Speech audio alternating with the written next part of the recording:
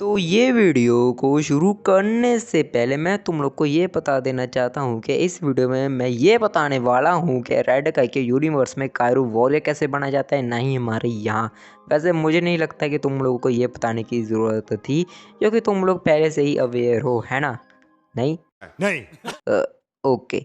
Anyways, तो हाँ, आज की ये video how to become a कायरू योद्धा होने वाली है। कायरू योद्धा बनने के लिए क्या क्या करना पड़ता है, और इस वीडियो में कुछ सवाल भी दूर हो जाएंगे, तो वीडियो को एंड तक देखना। एनीवेज, ये तो आप जानते ही है कि कायरू योद्धा ऐसे ही नहीं बना जाता, बहुत ट्रेनिंग करनी पड़ती है। बट कायरू योद्धा की ट्रेनिंग हम अपने आप से भी नहीं कर सकते। हाँ, हम कायरू योद्धा बनने का डिसीजन अपने आप से भी नहीं ले सकते, वो कायरू लेती है। जितने भी कायरू वॉरियर्स है अब तक के, उन्हें चुना गया है कायरू के द्वारा।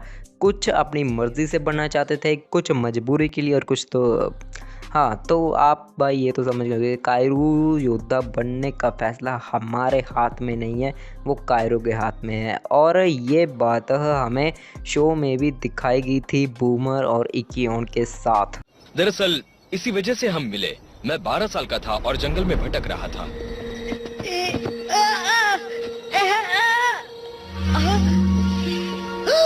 डरने की जरूरत नहीं है बच्चे, मैं एक योद्धा चेले की तलाश कर रहा हूँ।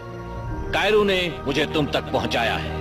तो जो कायरू के लिए चुने जाते हैं उन्हें मोनेस्ट्री में भेजा जाता है ट्रेनिंग करने के लिए। कुछ अपने साथ ही रख लेते हैं और कुछ अलग जगह पे चले जाते हैं, पर मेन मोनेस्ट्री इनका स्कूल होता है ट्रेनिंग करने के लिए।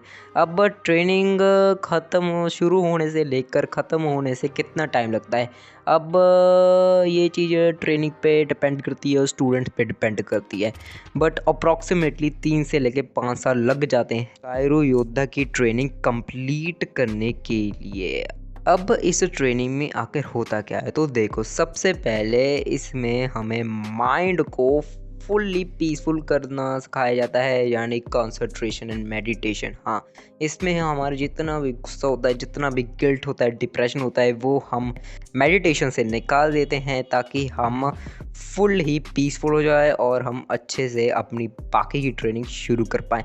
जब ये चीज़ें हो जाती है तो हमें फाइटिंग सिखाई जाती है, और हमें फाइटिंग बहुत ही ज़्यादा सिखाई जाती है। फाइटिंग हमें मतलब कुंफू कराटे सब कुछ हमें सिखाया जाता है। और हमें कुछ hello, this is future tin tuber, और मैं तुम लोग को ये बताना चाहता हूँ कि आई नो कि मैं हमें हमें कह रहा हूँ, ये हमको नहीं सिखाया जाता है। एक्चुअली ये रेड का कैरेक्टर सिखाया जाता है, और मैंने इंट्रो में ये कह दिया था कि ये रेड का यूनिवर्स में, पर फिर भी मैं ये बोल रहा हूँ, तो उसके लिए एक्सट्रीमली सॉरी। या दैट्स ऑल। हमें कुछ अच्छी बातें भी सिखाई जाती है, जैसे कि हमें दोस्तों के साथ कैसे रहना चाहिए, और अपने एक दूसरे से फ्रेंडशिप कैसे करनी चाहिए, और एक दूसरे का कहना कैसे मानना चाहिए, और यूनिटी में कैसे रहना चाहिए। ये बात कायरू योद्धा को सिखाई जाती है ट्रेनिंग के दौरान। और फिर ट्रेनिंग में सुपर ह्यूमन स्ट्रेंथ अचीव करवाया जाता है, ताकि वो हर परिस्थिति को पार करे।